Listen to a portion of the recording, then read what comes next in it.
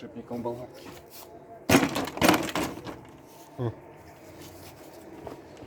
Заебал меня на блядь. Самолет пора покупать. Самолет. Сука, я на него бензобак еще и заказал. Прикинь. Все, говорит, едет, блядь, завтра. В натуре?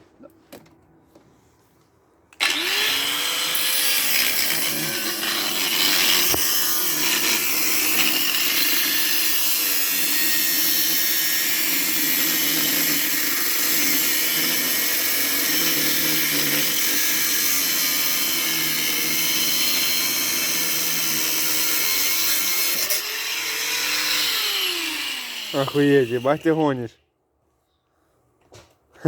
Амортизатор перегрел, не буду. Не дождетесь, нихуя.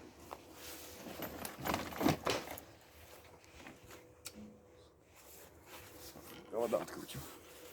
Вырубай нахуй отсюда. Я тебя тоже порежу.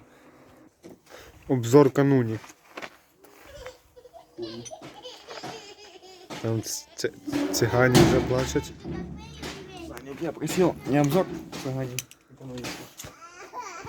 Ні, цыгане нам не надо.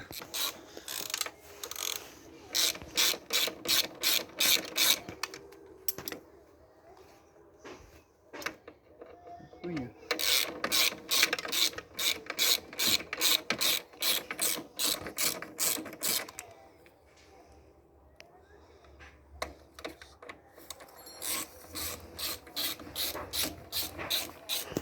Оцей от мотор піде на оцього пінчера, їбать. Піде.